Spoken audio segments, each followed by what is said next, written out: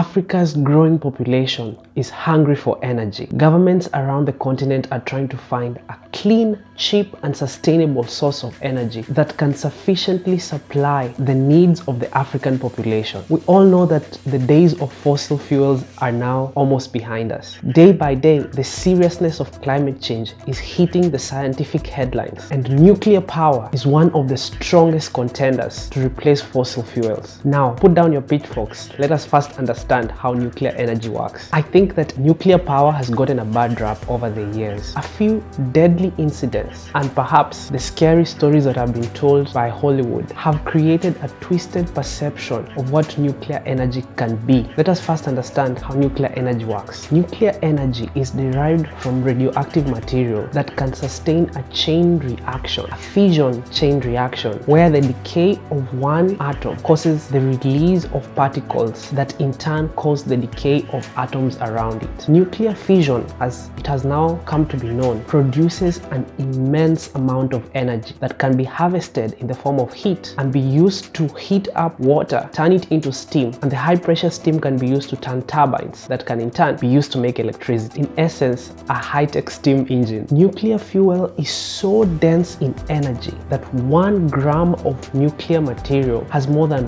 1 million times the same amount of energy that 1 gram of coal has. That is well and good, I hear you say, but what about the deaths that have been caused by nuclear accidents? Let us look at the statistics. In its totality, since its introduction in the 1960s, nuclear energy production has been estimated to only kill 90 people per terawatt hour of electricity produced, as compared to, get this, 100,000 people that are killed per terawatt hour of energy produced from coal. Not only does coal produce the CO2 that is now causing havoc on our climate, it also produces particles that are carcinogenic and all sorts of other horrible gases like sulfur dioxide, nitrogen dioxide, and all that nasty stuff. In fact, I had a really interesting analogy the other day that all the waste from fossil fuel burning is released into the atmosphere for everyone to breathe, but all the waste from nuclear energy production is stored away in canisters and hidden underground. Am I being the devil's advocate here? When things go wrong in a nuclear power plant, they go horribly wrong. I don't need to remind you about Chernobyl and Fukushima and the 3 Mile Island in the US. Chernobyl, for example, is said to not be safe for inhabitants for up to 20,000 years. To a human lifespan, that is simply forever. Perhaps this is the reason why people are really afraid of nuclear energy. But when we pragmatically look at the statistics, nuclear energy causes far fewer deaths as compared to any fossil fuel counterpart. And many scientists have argued that it is now a moral argument whether we should let thousands of people die each year because of the pollution produced by coal and all other fossil fuels, or maybe we should embrace cleaner sources of energy like nuclear and other renewable sources. But why do we say that nuclear energy is clean? Nuclear energy can be used to produce electricity, and if you have seen the recent trends in the news, more and more electrification of the machines that we use every day, like vehicles and industries, will help in lowering our carbon footprint and perhaps clean up our atmosphere and bring down those greenhouse gases and the temperature. Hey, did you know that there are many companies in Africa that are investing in electric vehicle manufacture? Click on the pop-up banner to hear what that's all about. Perhaps the big question we should ask ourselves is Africa ready to invest in nuclear power plants? And is this even a good idea when countries in Europe like Germany are now decommissioning most of their nuclear power plants because of safety concerns? Presently, only South Africa has a running nuclear power plant, but many countries around the continent have expressed interest in investing in this technology. Perhaps where we should start this argument is, does Africa have the right regulatory framework to roll out investments into nuclear energy? The International Atomic Energy Agency has set out rules that should be implemented before the construction of a nuclear power plant. plant? First, a country needs to establish security protocols to ensure safety in the handling, transportation, and use of nuclear material even before the plant is constructed. Secondly, a nation has to have the technical capability in place so that it can carry out the construction, maintenance, and use of a nuclear power plant facility. And thirdly, a country needs to have the financial and human resources to construct and maintain a nuclear power plant. Presently, however, only Ghana and South Africa have fully met these conditions, with Nigeria making progress. Nearly all African countries have signed the Nuclear Non-Proliferation Treaties that prohibit the enrichment of nuclear material or the research and development of nuclear weapons, perhaps signaling that any nuclear research that will take place in the African continent will only be for energy production and medical safety research. Several African countries have gone as far as forming a collaborative body by the name Africa Network for Enhancing Nuclear Power Program Development that was established in 2015. Several countries have also entered into agreements to obtain the technical know-how in the construction and maintenance of nuclear power plants from huge bodies like Rosatom from Russia, as well as Chinese nuclear research institutes. Perhaps one of the most interesting discoveries that I made during my research for this video is that Africa is one of the largest fuel sources for nuclear power plants around the world, with many countries sourcing their uranium ores from African countries. For example, Namibia's largest uranium ore deposits are owned and operated by a Chinese company that mines the uranium out of Namibia and ships it to China for refinery and use.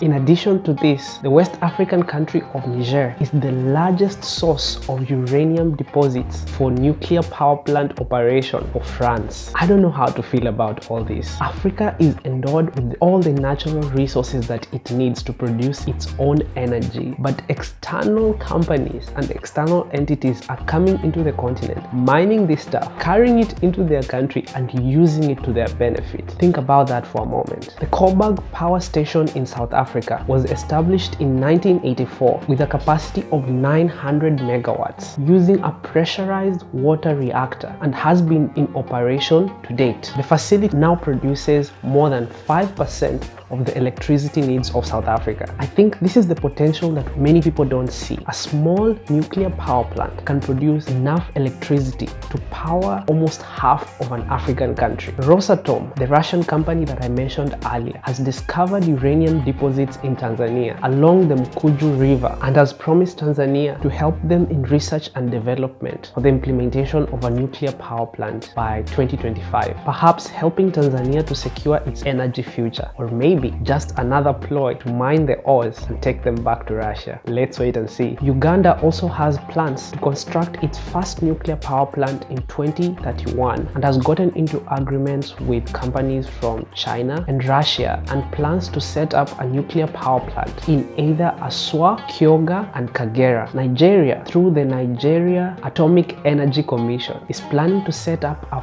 4,000 megawatt nuclear power plant by 2025 and has signed agreements by the Russian company Rosatom to build a nuclear power plant under a public-private partnership, but where, get this, majority equity will be owned by Rosatom from Russia. I think Nigeria is getting the short end of the stick here, but let's wait and see. Kenya is still in the development phase for framework for the construction and management of a nuclear power plant and is estimating to complete a proposed plant by 2035. Algeria, Ghana, and Morocco all operate a research nuclear reactor that is not connected to the grid yet, but is helping local scientists to gain the knowledge that they need for the implementation of a full nuclear power plant when the time comes. This map shows countries around Africa and their state of preparedness to implement and use nuclear energy as their main power source. The green dots represent the countries that are ready or are nearly ready by 2030. The yellow dots show countries that might be ready by 2050, and the red dots show countries that will be unlikely ready by 2050. As Africa looks into investing in nuclear power, perhaps we should consider why several nuclear power plant projects in the US and around the world have stagnated. The cost of building a nuclear power plant is so high that many times the cost-benefit analysis just doesn't make sense, especially in the short term. In addition to this, the timelines required for the construction of nuclear power plant is sometimes too long, some taking more than 10 years from construction to commission, leading to a strain and a lack of financing. One of the reasons for this is because nuclear power plants face extreme regulatory control that always leads to delay in their construction. And perhaps one of the biggest concerns for Africa should be, are we ready for the maintenance that is required to run a nuclear power plant? And how will we handle the safety concerns that it brings? One of the biggest challenges that nuclear power plants face, especially in the developing world, is the negative public perception about their safety. Africa needs to address these issues early on before embarking on construction of any plant. In addition, engineers in this industry have pointed out that many African electrical grids do not have the capacity to handle the amount of power that can be produced from a nuclear power plant. Thus, African countries need to improve and upgrade their electrical grids to be able to handle the amount of power that a nuclear power plant can bring into the countries. We cannot finish this conversation without talking about the newest developments in nuclear reactor designs and technologies. New, sophisticated and safer designs have been made that have shrunk down the sizes of reactors and made them inherently safe. Perhaps a worthy investment for Africa, especially because they may not afford to build huge power plants, but they may afford to run and maintain smaller plants that are much safer. One of the types of reactors that has hit headlines recently is the small modular reactor, the so-called SMRs, that produce around 300 megawatts of electricity and are so small that they can be carried on the back of a truck and produce enough energy to run entire cities. Another technology in the rise recently has been the thorium salt reactors that promise to use less radioactive material and produce less radioactive waste in their operation and running. Thorium is way more abundant on the Earth's surface than uranium, and it is less dangerous because the fission material that is produced by the decay of thorium are dangerous for a shorter time than the fission material produced by the decay of uranium. I have done my best to present this topic in an easy, digestible way that is not too complicated or too much into the technical details of nuclear energy. My goal was to help you understand the potential that nuclear energy has in helping Africa meet its energy needs. Nuclear energy may not be the silver bullet that solves all the energy needs that Africa has, but perhaps it could be a piece of the puzzle that helps Africa in its development and growth. But before any of these ideas are implemented, Africa needs to thoroughly think about this, plan and prepare adequately for the challenges that come with running and maintaining a nuclear power plant and also disposing of its waste. I made a video about how some European countries in the early 1960s dumped nuclear waste at the coast of Somalia. Click on the link to find out what that's all about. If you like what we do here at the African Scientist, please consider hitting the subscribe button. You can also support us by buying us a coffee using these links. Thank you. You can use the links in the description to go to our podcast, the African Scientist Podcast, the only place where African voices speak science. I will link some sources in the description as well if you want to go deeper into this topic. This is the African Scientist, science from an African perspective.